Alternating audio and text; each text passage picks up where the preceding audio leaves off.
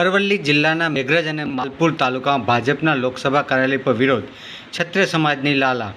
રૂપાલાના નિવેદન લઈને હાલ ઠેર ઠેર ક્ષત્રિય સમાજ દ્વારા વિરોધ થઈ રહ્યો છે, ત્યારે ખાસ કરીને સાબરકાંઠા લોકસભા બેઠક ચર્ચાનો વિષય બન્યો છે અને ક્ષત્રિય સમાજ દ્વારા આ બેઠક પર એક નહીં 2 તાલુકામાં ભાજપના કાર્યાલય પર વિરોધ જોવા મળ્યો હતો, જેમાં માલપુર અને મેઘરજ તાલુકામાં ભાજપના કાર્યાલય ખાતે ક્ષત્રિય સમાજનો વિરોધ જોવા મળ્યો હતો.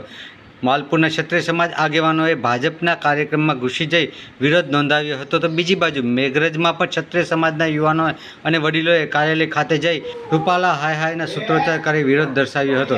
રિપોર્ટર હિતેન્દ્ર પટેલ, અરવલ્લી, વાત્સલ્યમ સમાચાર.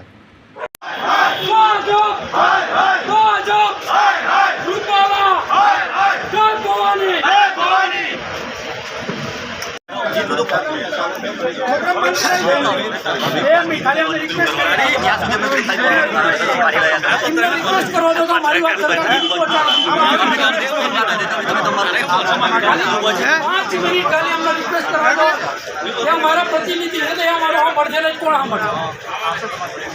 हमारा चूंटेला रूपाला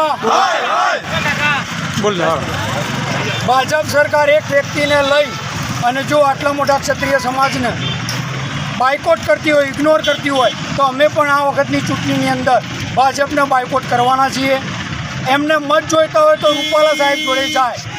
અમે 9 થી 10 બેઠકોની અંદર ભાજપને બાયકોટ કરવાના છીએ અને અમારી જીત 100% ફાઇનલ છે. સાબરકાંઠાની અંદર અમે બીજેપીને જીતવા નહીં દઈએ. આજનો કાર્યક્રમ શું હતો? આજનો કાર્યક્રમ મેઘરજ તાલુકાની અંદર કાર્યાલયનું ઓપનિંગ હતું. ત્યાં અમારા ક્ષત્રિય સમાજના બધા આગેવાનો ભેગા થઈ અને એમને કાર્યક્રમ રોકવાના અમે પ્રયાસ કર્યો છે કે અમારો અભિપ્રાય એમને આપવાનો ટ્રાય કર્યો છે. બરાબર, સરકારના કાન બંધ છે, એ સાંભળતા કોઈનું નથી, એટલે હવે અમે મતથી એમને જવાબ આપીશું. જય ભવાની.